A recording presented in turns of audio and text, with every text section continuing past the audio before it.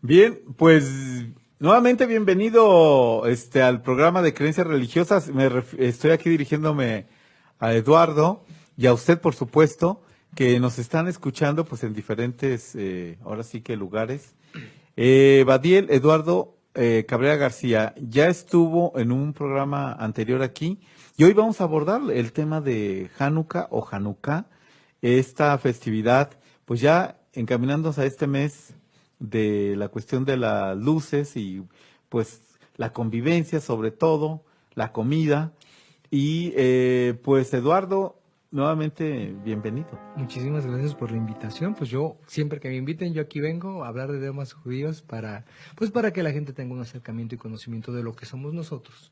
Sí, bueno, pues ahora vamos a retomar y por qué le iría bien a un niño o por qué les va bien a los niños en esta fiesta a los niños judíos, Claro, ¿no? claro, sí. En términos de regalos. Pero bueno, es una cuestión que como ya lo he escuchado en otras ocasiones, Eduardo, pues fue un tema importantísimo, esto de los niños, qué regalos reciben y bueno, ya veremos Sí, cuando llegue el momento. ¿Por dónde comenzar? ¿Cuál es la cuestión histórica, Eduardo, de sí, esta me parece. festividad? Vamos empezando por la historia. Miren, a diferencia de otras fiestas judías en las que pues el origen histórico está medio en chino o no está en hebreo, pues hallarlo o son una transformación que nada tiene que ver con el origen de la festividad misma. En Hanukkah sí tenemos documentos que nos hablan de su nacimiento, nos podrían ayudar a entender cuál fue la circunstancia política, histórica y coyuntural que permitió que esto se diera y que posteriormente se transformara en una festividad religiosa para el pueblo de Israel y pues para todos los judíos alrededor del mundo y a la fecha. Bueno, vamos a hablar un poquito del imperio heleno, el imperio griego, y vamos a hablar evidentemente de Alejandro de Macedonia o Alejandro Magno. Él conquistó, ya se la saben, pues de lo que es de Grecia hacia atrás, hacia el oriente, y pues pasó por Jerusalén, pasó por estos territorios y los dominó. No vamos a entrar mucho en detalle con eso. El caso es que todos sabemos que muere Alejandro. A su muerte su imperio se divide en cuatro de sus generales principales. Entonces, bueno, esta parte de Israel o lo que era la Siria es heredado a uno de sus generales y luego sus generales pues ya se la saben, se empezaron a pelear entre ellos por, no, que yo quiero más, que esto y que el otro.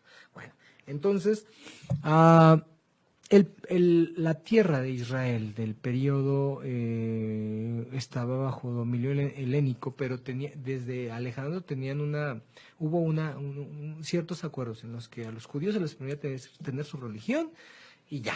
No había necesidad de que cambiaran de divinidades, de que se homogenizaran con los demás. Entonces, por eso, de hecho, hasta en textos talmúdicos, Alejandro Magno es bien visto, se habla bien de él.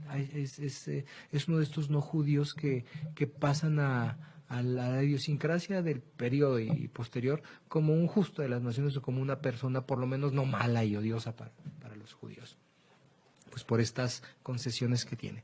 Pero bueno, pues ya habíamos hablado de que muere y entonces heredan su reino otras personas. Una de estas personas no es el primer heredero, pues, que es conocido en la historia como Antíoco Epífanes, es uno de los descendientes de los generales de Alejandro. Pues, como le estábamos comentando, los generales o los territorios estaban en guerra, entonces las guerras, pues para hacer guerras y mantenerse se necesita dinero. Entonces, como todos los templos de su gobierno, pues los acaba. No conforme con eso, también entra en una cuestión política en la que ve que, bueno, aún para administrar, cualquiera que sea administrador o administradora, recordará que si uno homogeneiza, es más fácil administrar. Entonces digo, bueno, todos están como más o menos similares, pero estos no. Estos ni quieren hablar la lengua, ni quieren tener la cultura, ni tienen los mismos dioses. El afán del sujeto, o sea, de Antíoco Epífanes, creo yo, desde lo que yo he leído, estudiado, era más bien eso, una homogeneización, pues para poder mejor administrar y seguir igual, o sea, sacando recursos para su guerra perpetua. Entonces, en este afán de homogeneización, sube al templo de Jerusalén, lo saquea nuevamente y no conforme con eso, sacrifica animales impuros, puercos, y mete una imagen de Zeus olímpico al templo. este hecho fue tan tremendo que aún en Daniel, en el libro de Daniel, hay vestigios de esto cuando se habla de la abominación desoladora que es introducida al templo. Entonces, bueno, muchos judíos no estaban en contra de él, les gustaba la cultura helena y no los culpo, pues a mí me gusta la filosofía y demás, y eran los judíos famosos helenizantes, y había otro partido que eran judíos, pues digamos, más piadosos y menos abiertos a estas cuestiones. Entonces, cuando esto acontece, hay una polarización entre judíos. Judíos dicen, sí, está bien, nos va súper genial, miren, tenemos cultura griega, tenemos filosofía, tenemos teatros, tenemos gimnasios, o sea, todas las cosas bellas de la cultura griega, pues que obvio eran bastantes. Y había otros que decían, no, tenemos que tener fidelidad a nuestro Dios, a nuestras tradiciones y demás. Entonces, creo que ambos puntos de vista, desde lo histórico, son comprensibles. Entonces se hace la división, el templo es profanado, pues por esto de meter una divinidad ahí, y entonces se genera una guerrilla en la que se quiere rescatar el templo. Los primeros que generan esta guerrilla era una familia de sacerdotes que eran llamados los Macabim o los Macabeos, que tiene que ver con un acróstico, un juego de letras en hebreo, en arameo, perdón, y también con que Maccabi o Maccabi significa martillo. O sea, es un juego de palabras en las que estos eran tan bravos para los guamazos, estos sacerdotes, que les pusieron los martillos, ¿no? Entonces, de ahí viene este nombre. Matan al papá, pero luego los hijos quedan, es guerra de guerrillas. A fin de cuentas, un año después de que se inicia esta guerra, el templo es recuperado. El templo se recupera, se rededica el templo, o sea, se tiene que purificar, pues, y por eso se tiene que rededicar otra vez al Dios de Israel y ya no a los dioses de los invasores griegos. Y ahí empieza, bueno, este sería el origen. El conflicto sigue, pues, porque estos reyes, estos sacerdotes, perdón, que ganaron la guerra, posteriormente se hicieron rey, hicieron una dinastía sacerdotal. La circunstancia política a nivel global hizo que Antíoco Epífanes y sus enemigos no pudieran regresar porque tenían guerras entre ellos, como había guerra del Imperio Parto, Babilonia viene hacia acá, entonces no había manera de regresar. Esto le dio como unos 150 años de soberanía al pueblo de Israel. En esos años de soberanía se genera esta dinastía llamada los Asmoneos, ¿va? Entonces, bueno, aquí hablamos de lo histórico, de cómo es que se pierde el templo, se recupera y se rededica. Para fuentes, los católicos que tienen en sus Biblias los libros deuterocanónicos, agárrense Primera y Segunda de Macabeos, ahí lo van a encontrar. ¿Sí? Ahora, si quieren más información, pues agárrense Flavio Josefo, Las guerras de los judíos, y habrá más textos actuales de historia que pueden abordar. Hay un Macabeo 3, ¿no? Como... Ese sería un apócrifo de los apócrifos, sí, porque para nosotros los judíos los libros de los macabeos no entran en el canon bíblico. Sin embargo, en el canon bíblico de los católicos sí entran los macabeos, y aparte se hace otro libro por ahí que no entra, pero bueno. A fin de cuentas son intentos de explicar qué es lo que acontece. Y es de vital importancia para mí remarcar el hecho de que los libros de los macabeos, sí, aunque hay discursiva mágico-religiosa, como debe de haber en los libros, hay muchos datos históricos, a diferencia de los datos en el Talmud. El Talmud no va tanto a la historia, sino más bien a lo religioso. Y entonces, esta cuestión con los macabeos, la liberación del templo, esa sería como el gran tema de por qué surgiría Hanukkah.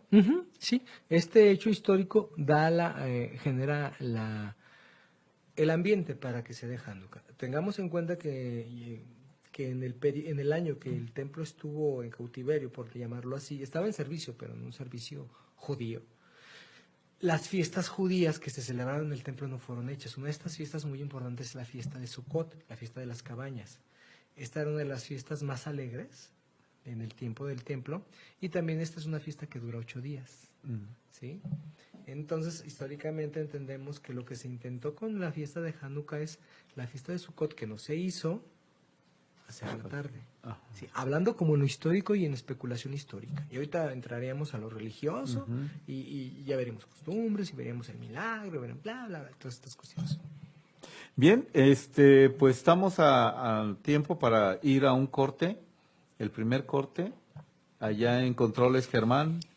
Bueno, vamos al corte. Estamos con Badiel Eduardo. Estamos hablando acerca de esta festividad de Hanukkah.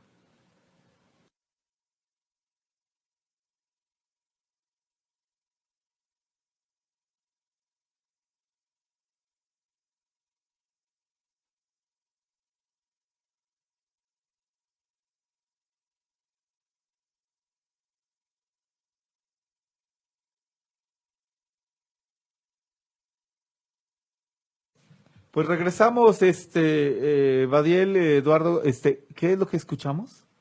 Lo que escuchamos ahorita se llama Ocho Candelicas, la canción. De hecho, es una canción que está relacionada con la fiesta de Hanukkah, porque son 8 luces que se prenden. Una candelica.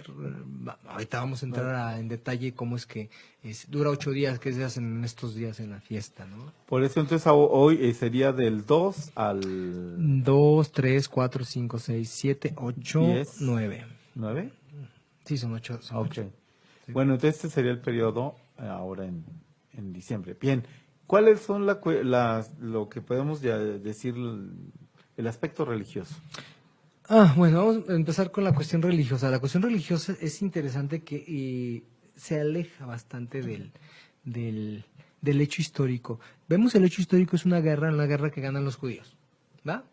Pero el Talmud, que es donde ya aparece la cuestión religiosa, perdón, no hace tanto énfasis en esto. Como les comentaba, Hanukkah significa dedicación. ¿O se entiende la rededicación? Pues porque, pues ya que vimos el contexto histórico, entendemos el nombre de la fiesta. Es la fiesta de la rededicación. Así como la fiesta de Purim, que es la fiesta del rey Esther, fue una fiesta que también no está en la Biblia y que nace de manera, digamos, posterior, así también con Hanukkah. De hecho, podríamos denominarlas fiestas rabínicas, más que bíblicas, estas dos. Pero sigamos con Hanukkah. Bueno, Hanukkah es la rededicación del templo. Miren, el servicio del templo, los que entienden un poquito de esto se percatarán que adentro del templo había una menorá, o había 12, dependiendo del templo. Si era el de Salomón eran 12 menorot, pero en el templo de el reconstruido, porque recuerden que es destruido el templo de Salomón, luego se reconstruyó el templo, había una menorá que tenía, pues una menorá, es un candelabro de 7 velas. Pero el aceite que se utilizaba para esas velas, para esas luces, para esas candelas, era un aceite que se tenía que hacer con ciertas características. Esto de lo kasher ya ahí viene y desde muy antes, ¿no? Tenía que tener ciertas características, si no, no puede ser un aceite apto para el uso del templo. Entonces, resulta que cuando reconquistan el templo, lo toman y demás, se percatan que no hay aceite para ponerle a la menorá más que aceite para un solo día. ¿Por qué? El aceite se realizaba, se sintetizaba y se ponía en ciertas vasijas que tenían el sello del anillo del sumo sacerdote. Entonces encontraron que no había ninguna vasija que no estuviera violada, salvo una. ¿Sí? Y esa vasija tenía el aceite suficiente solamente para un día. Lo que se tardan en realizar este aceite, en sintetizarlo, en metabolizarlo, en hacerlo, son 8 días. Entonces el milagro de la fiesta de Hanukkah es que el aceite, que debería haber durado un solo día, duró 8 días en lo que se hacía el otro aceite, ¿no? Ese es el milagro. Entonces ya estamos hablando de cuestiones religiosas. 8 ¿Y eso días. Es el por qué 8 días? Eso sería por qué 8 días. Por eso duró 8 días, eso es desde la concepción religiosa. Ajá. Pero recuerden que habíamos dicho que en lo histórico, la fiesta de Sukkot, que no se celebró ese año porque el templo estaba cautivo, esta fue más bien que la Hanukkah sería como un Sukkot atrasado. Entonces ahí está yo podría intuir que el verdadero motivo de que sean 8 días, no que haya durado 8 días Bien, yo soy creyente y todo, pero la verdad los milagros es algo que yo creo mucho. Pero sí, tradicionalmente está hermoso y es una perspectiva religiosa decir, sí, duró 8 días el aceite en lo que se tardaba en hacerlo, y por eso en Hanukkah hay una menorá que se llama Hanukkah precisamente, que tiene 9 cosas para prender. 9 brazos. 9 brazos, exacto. ¿Por qué 9? Son 8 para cada día, y cada día de la fiesta y es uno con el que se van prendiendo todos. ¿Sí? Entonces, de ahí viene esta idea y la tendencia de la concepción de por qué el milagro. Ahora, el Talmud. Esto que estoy hablándoles de las leyes de Hanukkah, bueno, ahorita vamos a estar bien en detalle en las leyes de Hanukkah, en las costumbres de Hanukkah y demás, pero quisiera también entrar a cuestiones históricas. El Talmud es la ley oral. Según nuestra tradición judía tenemos dos torot, o dos torás, o torot en hebreo, que es la ley escrita, que es la Biblia que ustedes conocen, la Biblia hebrea que conoce todo el mundo, y está la ley oral, la ley no escrita, pero que pues era oral, no estaba escrita. Uh-huh. Sin embargo, en el Imperio Romano, en el siglo I y II, cuando se hacen otra vez las guerras judías, Bar Kokhba, y ahora sí es destruido, y Masada y todo esto, los rabinos están siendo masacrados, están siendo matados todos. Se llega a la determinación de que la ley oral va a desaparecer, tenemos que ponerla por escrito. Entonces se hace pues un sínodo, por llamarlo así, en el que Yohanan Ben Zakkai, otra vez creo que Yohanan Ben Zakkai, decide que se tiene que poner por escrito la Torah. ¿Por qué? Esa debe ser oral, pero dadas las condiciones tenemos que salvarla. Entonces deciden hacer esto, se escribe el Talmud, se empieza el Talmud, se empiezan a hacer las colecciones de tradiciones, se empiezan a escribir, y tan es así que hay una tradición de un Talmud babilónico y un Talmud yerushalmi o jerosolomitano, el de Jerusalén y el de Babilonia. Obviamente, como las comunidades judías más pudientes, más prósperas estaban en Babilonia, pues el Talmud de Babilonia es el más extenso, a diferencia del de acá. Y bueno, entonces en ese Talmud se empieza a poner por escrito todas las leyes, y hay las leyes para la fiesta de Hanukkah, se empiezan a escribir, y se habla sobre el evento. Pero en ese Talmud, bueno, en el relato del Talmud no se habla nada de la guerra. ¿Sí? ¿Por qué? A ver, ¿por qué? Pues, ¿qué pasó? Bueno, la idea que se entiende cuando se hace sociología de la religión, historia de la religión, es, oye, nos están matando, ahorita nos están dando chance de vivir, no vamos a hacer ningún escrito que tenga que ver con guerras, porque si nos dieron chance ahorita nos van a matar. Uh-huh. Entonces el Talmud hace mucho énfasis solamente en el milagro de las luces. ¿Va? Ahora, viendo ahorita que estamos en este punto, bueno, pues en el Talmud, como les digo, Hanukkah lo que se hace es que un candelabro de 8 velas o 9 velas, se agarra una velita, el primer día se prende una velita o una candela, el segundo día se prenden 2, el tercer día 3, el cuarto, perdón, y hasta el octavo día tienes toda la Hanukkah encendida, que se ve hermosa. Y es uno de los mandamientos entre tantos mandamientos que existen para la fiesta está hacer público el milagro de Hanukkah. Entonces, las Hanukkiot, o las Hanukkiot, que es el plural, se ponen en las ventanas o se ponen afuera de las casas para que se vea la luz. De hecho, yo especulo, esto no lo sé, ¿no? Pero yo me especulo que eso de las lucecitas de Navidad se tomó de acá. Creo, no sé.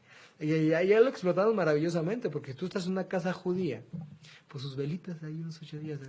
Pero pones que la casa del vecino, que es, no sé, pues, católico o cristiano, no sé, el montón de luces y cosas. Es como que, y ahora lo que venden. Sí, todas esas cosas, ¿no? Es como que una diferencia. Esto que estoy hablando no es una banalidad, es algo que tenemos que entender, porque pues para un niño judío, la comparación de la fiesta de Hanukkah con la de Navidad pues es fuerte, y tiempos modernos, capitalismo y demás, ¿qué hay ahí?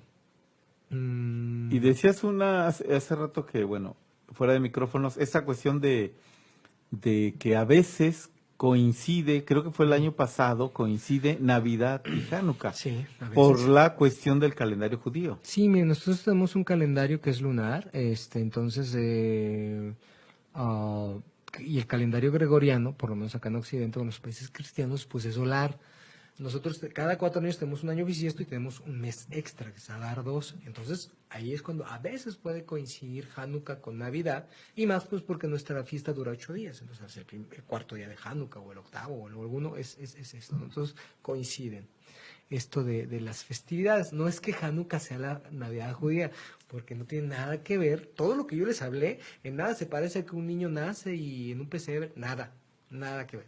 Sí. Entonces decir la Navidad judía es una cosa que no va. Pero digo, claro, sino simplemente decir que para lo que la mayoría en Guadalajara festeja, un 80% de católicos, y cristianos aparte también, Ujú. que sería la Navidad del 24-25. Bueno, la comunidad judía a nivel también de Mundial. Guadalajara o Ujú. mundial, y también, claro, la comunidad cristiana mundial, pues festeja Hanukkah con estos 8 días Ujú. que estás tú ya hablando de la ritualización, de prender las velas, perdón, y que yo te pregunté entonces, oye, ¿y los niños les reciben regalos Claro. esos días? Y tú me dices, claro, les va muy bien. Mire, no era necesario, se acostumbraba en ese periodo, en la fiesta al inicio se regalaban moneditas. ¿Por qué? Moneditas de oro porque tenían acuñada la cara de la menorá y tenían la cara de los macabeos, ¿sí? Ajá. Es decir, ganamos soberanía. Después esto se transformó en moneditas de chocolate recubiertas de papel dorado, pero cuando pasa esto de que ya puede haber una convivencia, porque recordemos, antes los judíos estábamos en guetos, entonces ni ellos sabían qué onda con nosotros, ni nosotros con ellos necesariamente, pero en el momento que ya podemos vivir en coexistencia, y bueno, y ya se dan el monstruo del capitalismo y demás, los niños judíos dicen, pues que vaya y regalo. Entonces se genera de una manera muy espontánea, natural y orgánica la necesidad de dar regalos todos los días de Hanukkah. Entonces desde ahí pues conviene más ser niño judío que niño cristiano porque recibe 8 regalos, no más uno, ¿no? Entonces es una de las diferencias. También otras cosas que se hacen en Hanukkah es jugar con un cebibón o dreidel o pirinola, pero de 4 lados. Y hay un juego interesante ahí de que le quitas, que le pones, que quitas todo, que sí. Y está muy padre este jueguecito, porque en Hanukkah no se suele estudiar, sino se suele solamente, otro de los mandamientos es contemplar las luces de Hanukkah, la luz en tu Ajá. casa, ¿va? Y como toda fiesta judía, pues hay comida, hay bebida y demás. Hablando de eso, hay comidas como, digamos... ¿Qué te parece? Perdón que te corte aquí, disculpa, pero ¿qué tal si vamos al corte? Claro. Y regresando, Con las costumbres. hablamos con toda esta cuestión de las costumbres, ¿no? Ujú, me parece. Comida y todo, pues de esta festividad. Claro. Vamos al corte, Germán en cabina. Recuerda, estamos en Creencias Religiosas hablando acerca de esta festividad judía, Hanukkah, con Badiel Eduardo Cabrera García.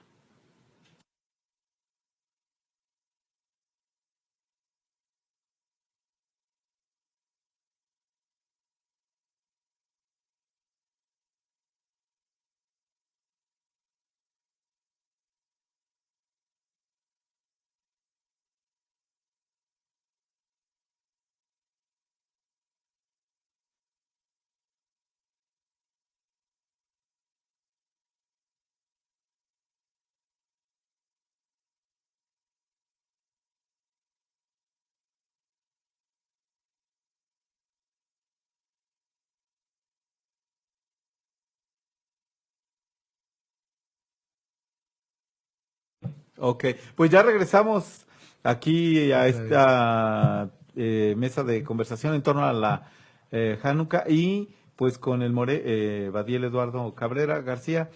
Eduardo, perdón que te hice un corte antes de esta melodía que escuchamos, que es... Se llama Buena Semana. Esta canción se canta al finalizar el Shabbat, por lo regular, cuando se hace el cierre de Shabbat, y es una canción que pues nos dice Buena Semana nos de Dios, y dice varias cositas, ¿no? Como para la idiosincrasia judaica, el Shabbat pues tiene una calidad tal, esencial y metafísica, podría decir, el Shabbat similar y comparable a la era mesiánica. Entonces regresamos al tiempo normal, pues es triste, entonces nos deseamos una buena semana. Oye, en el Shabbat se canta esta oración o se dice la de Shema.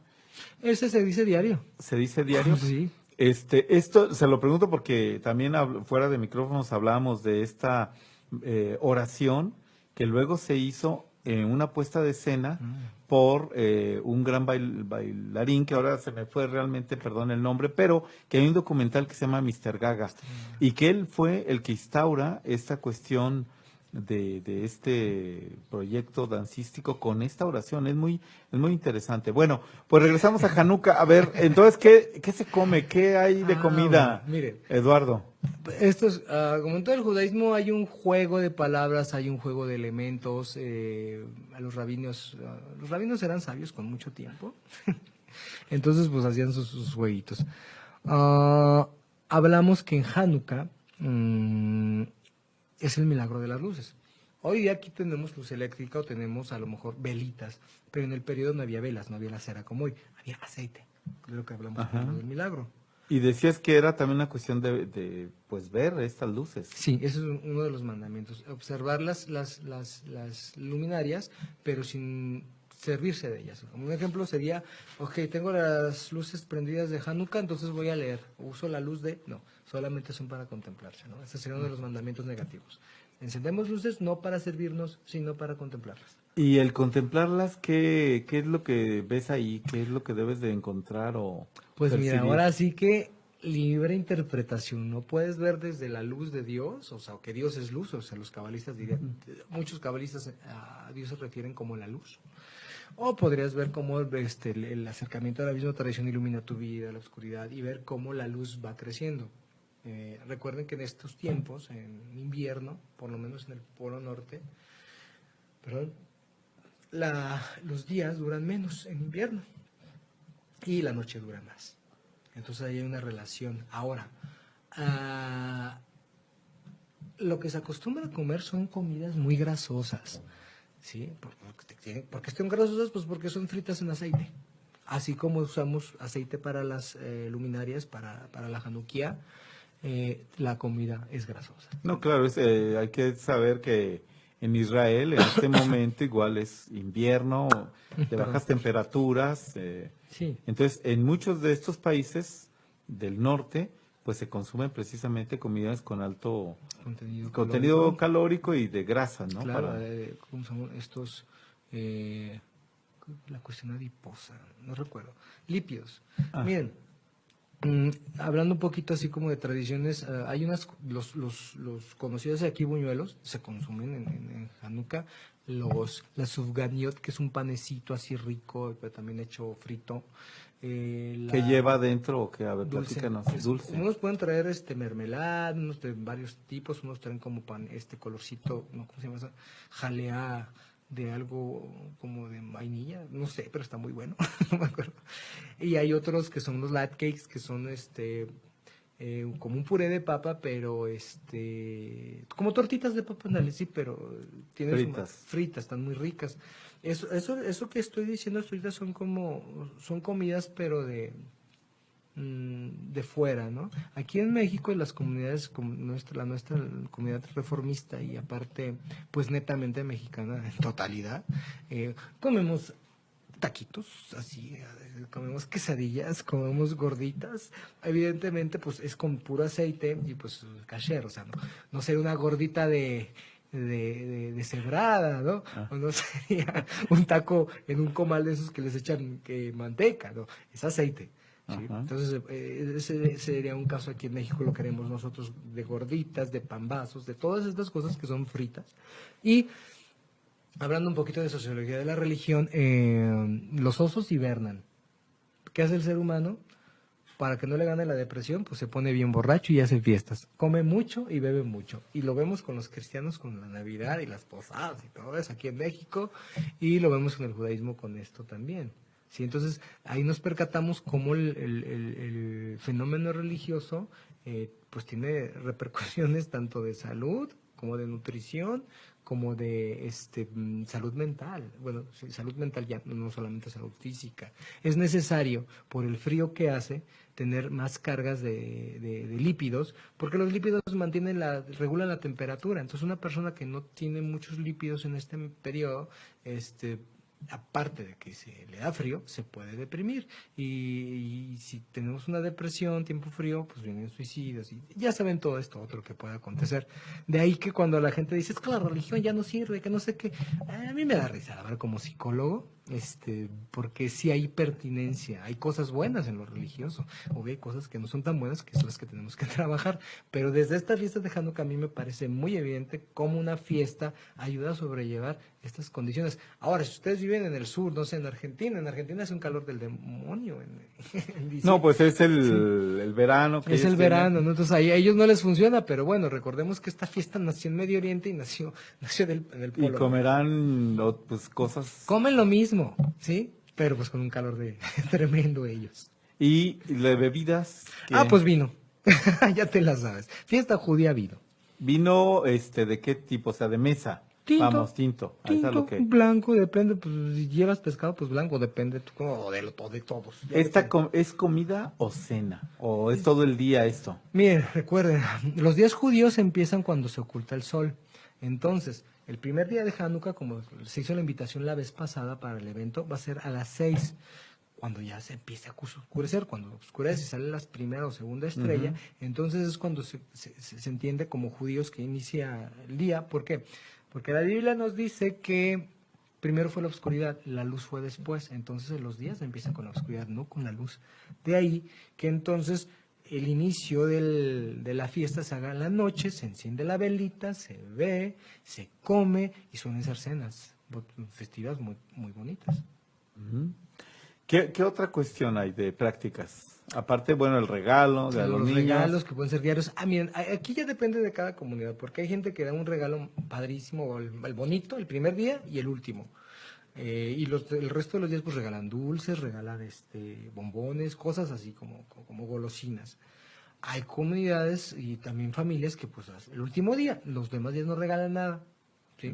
Depende mucho esto, pero hay comunidades que sí, hacen regalitos como pequeñitos, que es como el Cris que he visto aquí en los intercambios, esas cosas.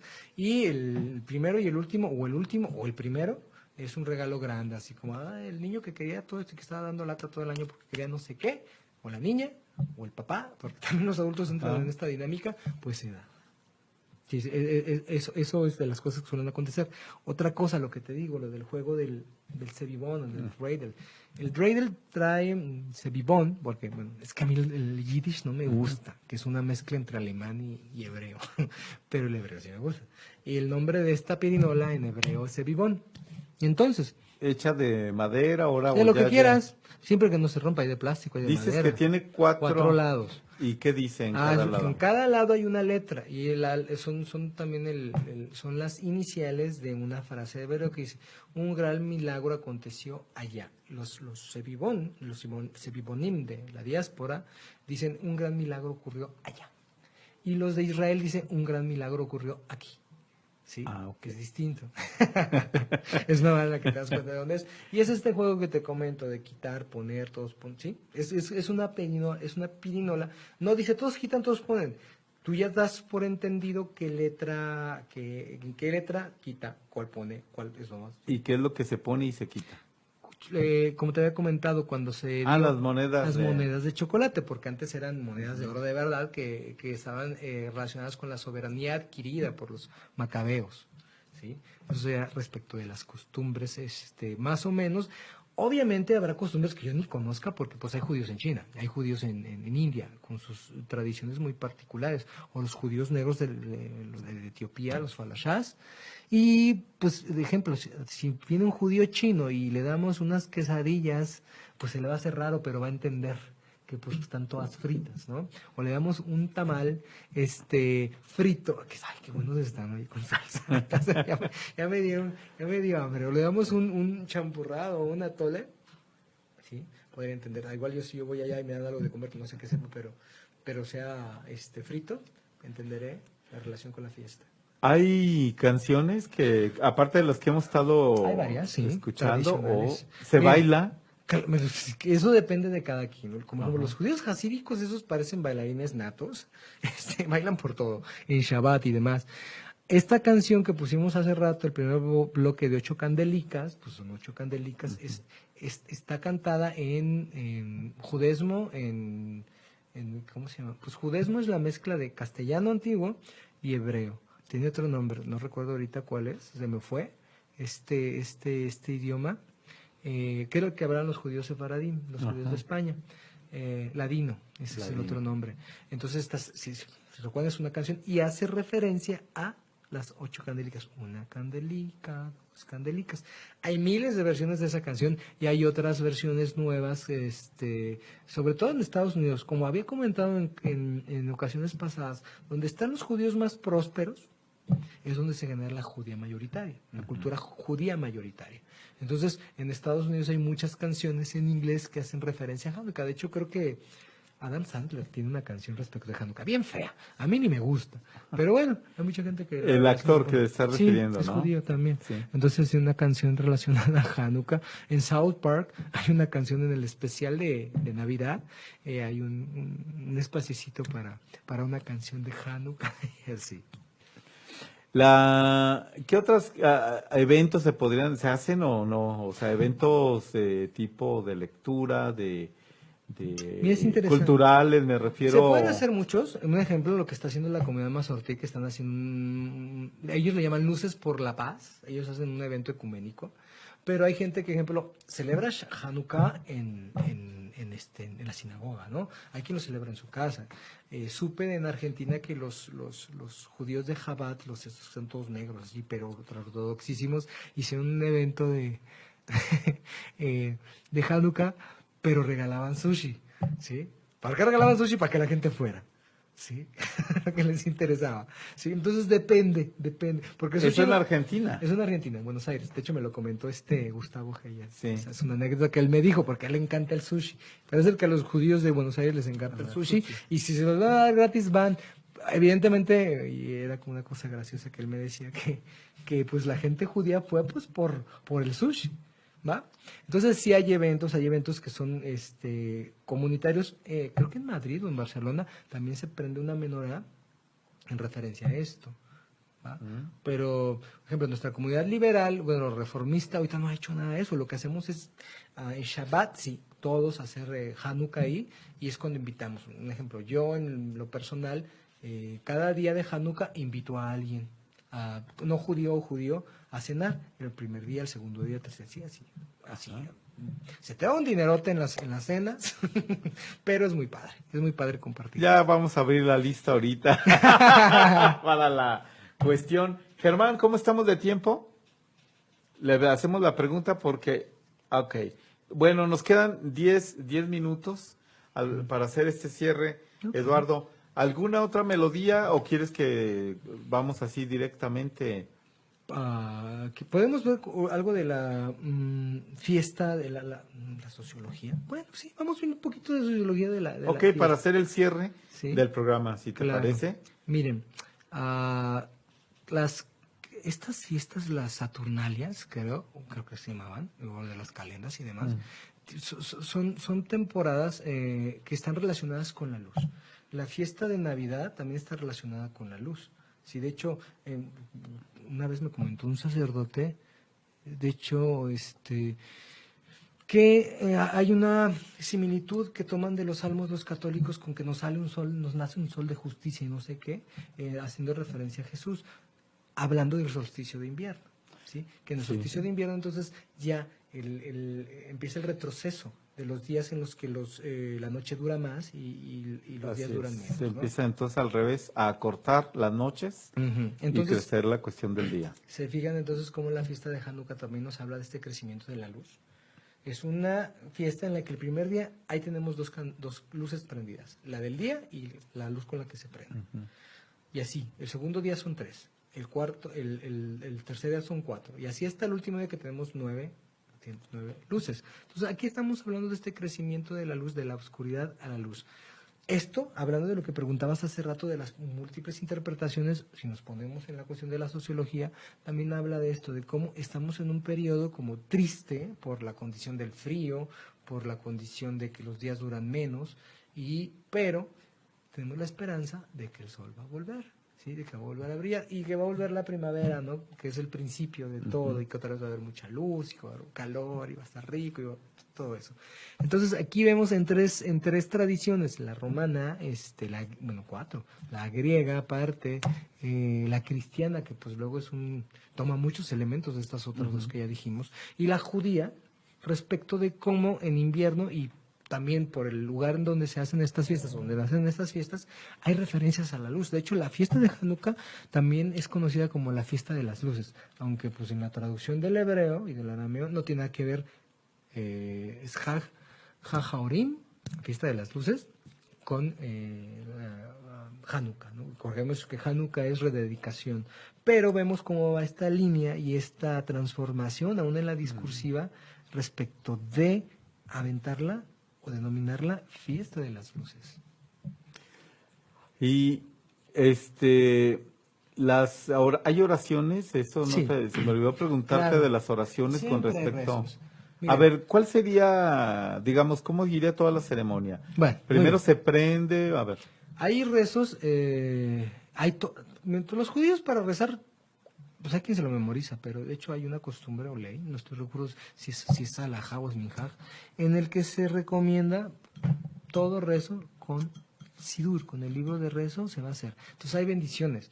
Se tiene que bendecir antes de encender la Hanukkah, se dice, bla, bla, bla. Se hace una bendición porque Dios nos permitió llegar a estos tiempos, ¿sí? Porque como los macabeos pudieron, bla, bla, bla. También se hace una bendición antes de esa, en la que se agradece porque llegamos otra vez a este tiempo. Es decir, es el Shehianu. Haz de cuenta que este rezo se reza siempre, o esta bendición se hace siempre cuando, no sé, cumples años, llega una temporada nueva, llegas a una fiesta nueva, porque pasó un ciclo de un año y volviste. Entonces Dios nos permite llegar a estos tiempos, bendices por eso, esa sería la primera. La segunda sería la de los macabeos, y la tercera ya sería la bendición por la luz de Hanukkah. ¿Va? Esto el primer día. El segundo día ya nos hace la bendición del Shehejianu, que es porque nos permitiste llegar, porque ya la hicimos ayer. Sin embargo, se sigue haciendo el rezo porque pues les permitiste a los macabeos triunfar por la justicia y chalala y todo esto.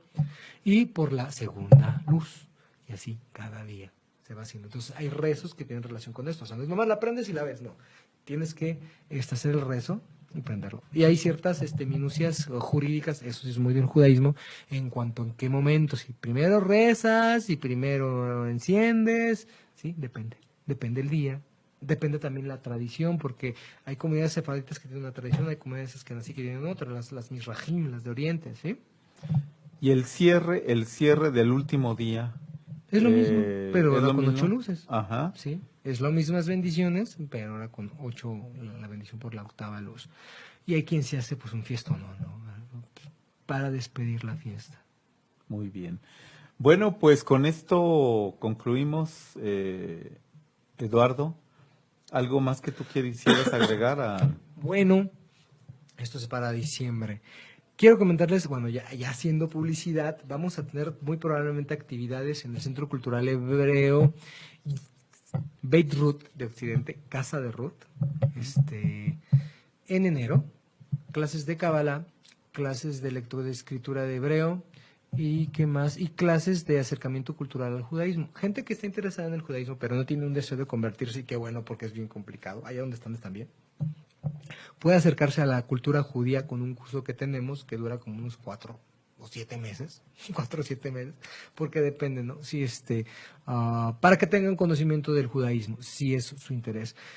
Si quieren saber un poquito de hebreo para saber leer y escribir, ahí está, hay un curso, luego yo los podría derivar con un maestro mío de hebreo, pero ya para hablarlo, pero sería hebreo sabra, moderno, no bíblico.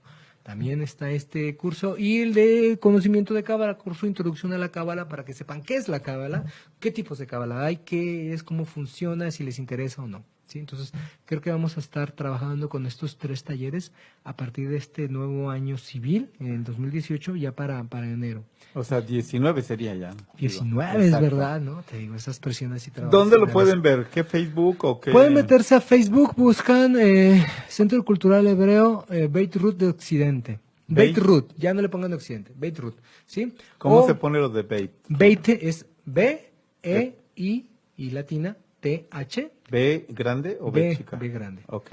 Ruth, R-U-T-H, Casa de Ruth. ¿Sí? La primera conversa, según ciertas tradiciones del judaísmo. Y también les puedo dar mi móvil para dudas, intereses 33 15 32 86 01. Entonces tenemos estos 2 medios, o si quieren mandarme un correo a 50tuya@hotmail.com. Ese florido correo es el mío y no lo voy a cambiar, aunque una mora me regañó. No lo voy a cambiar. Me gusta mucho. Bueno, pues muchísimas gracias, Eduardo, por estar aquí en el programa de Creencias Religiosas desde la exquisita ignorancia, y allá a Germán también gracias por estar en los controles. A usted por estar acompañándonos en estas conversaciones y pues nos escuchamos, nos vemos en el próximo programa. Gracias.